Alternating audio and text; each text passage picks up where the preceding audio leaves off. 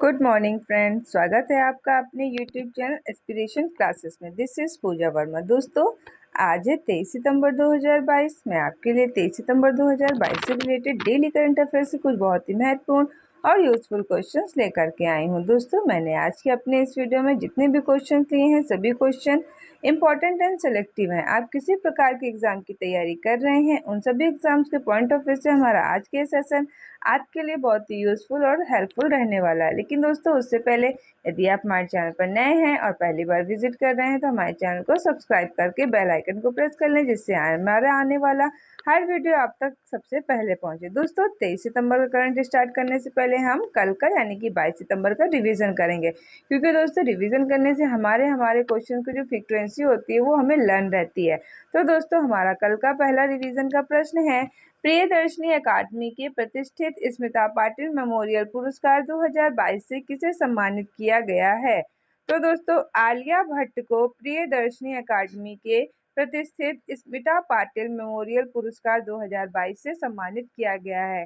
दोस्तों, यह जो पुरस्कार होता है, यह पुरस्कार फिल्म क्षेत्र में अभिनेत्रियों को बेस्ट अभिनय करने के लिए प्रदान किया जाता है। क्वेश्चन नंबर 2, एहतियाती खुराक का 100% कवरेज हासिल करने वाला भारत का पहला केंद्र शासित प्रदेश कौन सा बना है?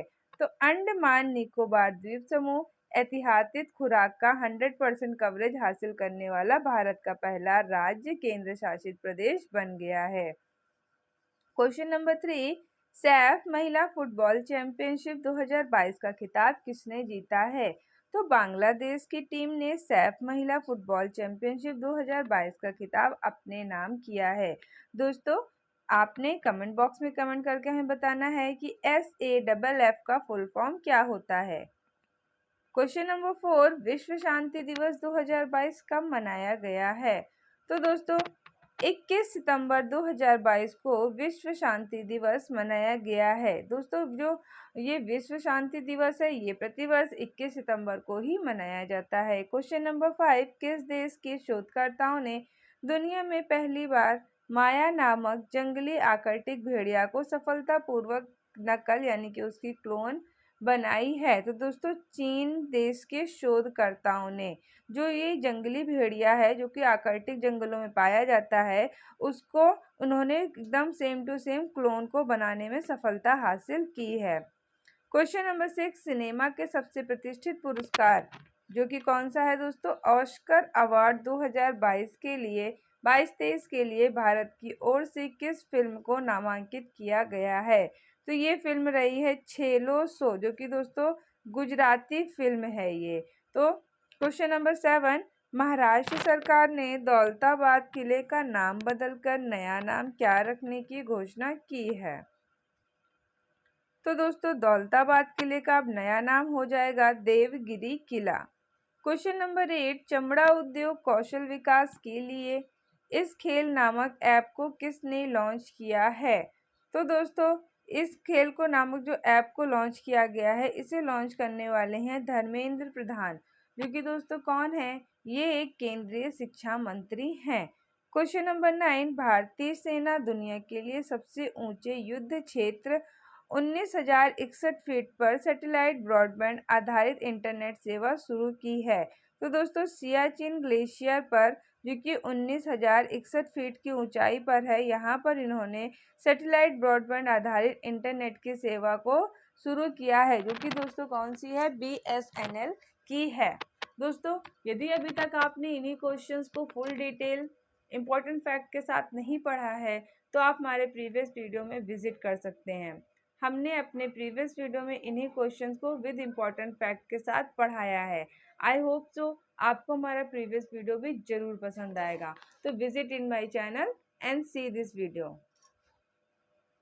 क्वेश्चन नंबर 10, कहाँ के केसर को राष्ट्रीय और अंतर्राष्ट्रीय मंचों पर GI टैग प्रदान किया गया है? तो दोस्तों, कश्मीर के केसर को राष्ट्रीय और अंतर्राष्ट्रीय मंचों पर GI टैग प्रदान किया गया है। तो दोस्तों, रिवीजन समाप्त होता है अब हमारा यहाँ से, और क्या शुरू होता है? 23 सितंबर का करंट अफेयर।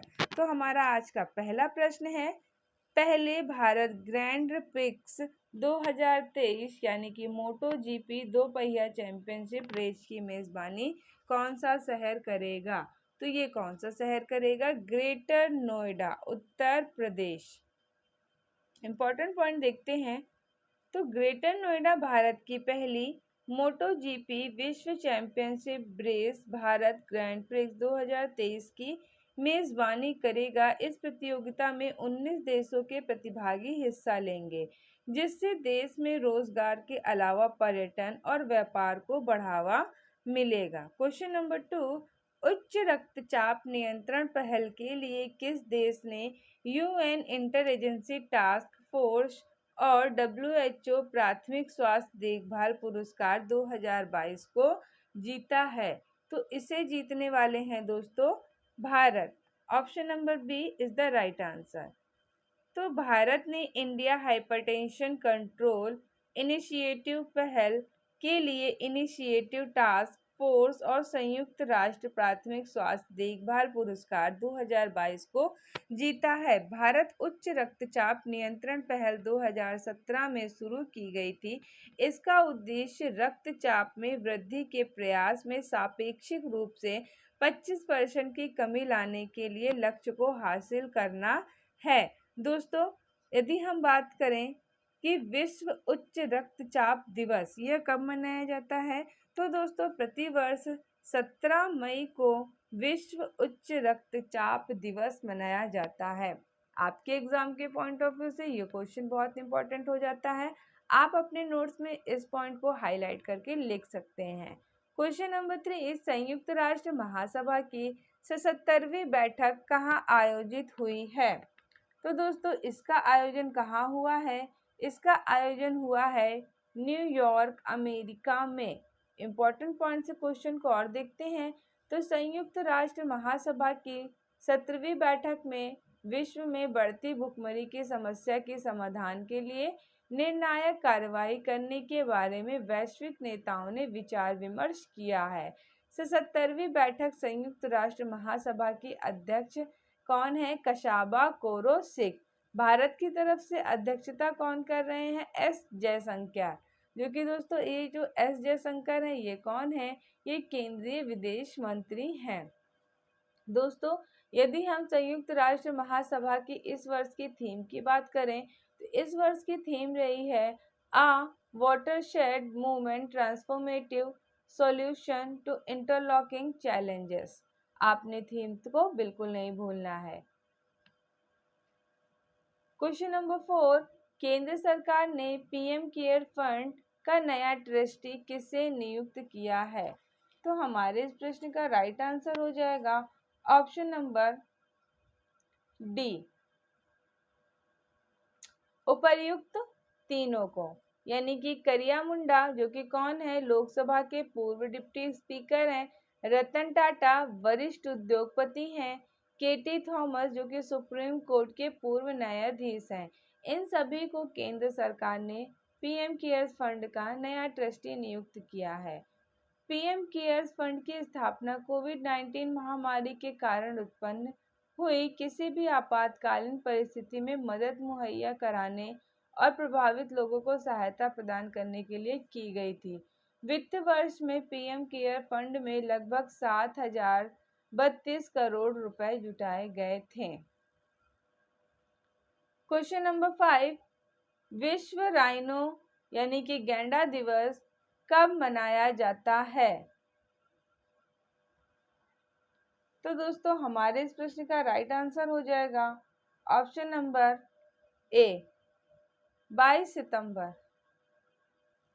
तो विश्व राइनो यानी कि गेंडा दिवस विश्व वन्य जीव कोष द्वारा 22 सितंबर को मनाया जाता है।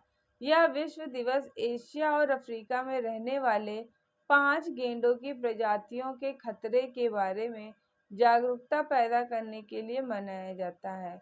विश्व राइनो दिवस की घोषणा पहली बार 2010 में विश्व वन्य जीव कोष दक्षिण अफ्रीका द्वारा की गई थी और इसके बाद से 2011 इसे अंतर्राष्ट्रीय स्तर पर मनाया जा रहा है।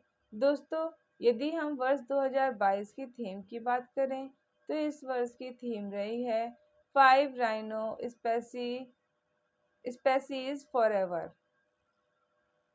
क्वेश्चन नंबर 6, भारतीय नौसेना के लिए 2 स्वदेशी डाइविंग सपोर्ट वेसल्स निस्तार और निपुण को लॉन्च किया गया है। इन डाइविंग सपोर्ट वेसल्स का निर्माण किस कंपनी ने किया है?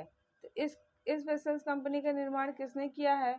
इसका निर्माण किया गया है हिंदुस्तान शिपयार्ड लिमिटेड के द्वारा, जो कि विशाखापट्टनम की एक कंपनी है। इंपॉर्टेंट पॉइंट से अपने इस क्वेश्चन को हम और समझते हैं। तो डाइविंग सपोर्ट वेसल्स निस्तार और निपुण पहली तरह के जहाज हैं जिन्हें भारतीय नौसेना के लिए स्वदेशी रूप से डिजाइन और निर्मित किया गया है। यह जहाज 118.4 मीटर लंबे एवं सर्वाधिक चौड़ाई वाले स्थान पर 22.8 मीटर चौड़ी है और इनकी विस्थापन क्षमता 9,350 टन की होगी। इन जहाज़ों को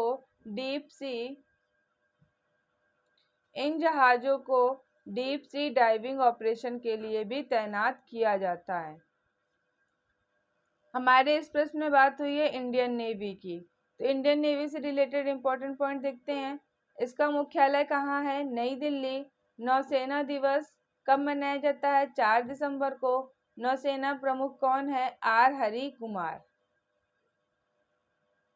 क्वेश्चन नंबर 7, वर्ष 2023 तक भारत की सबसे लंबी नदी क्रूज सेवा की इन 2 स्थानों के बीच में शुरू की जाएगी। तो दोस्तों ये किन 2 स्थानों के बीच में शुरू की जाएगी?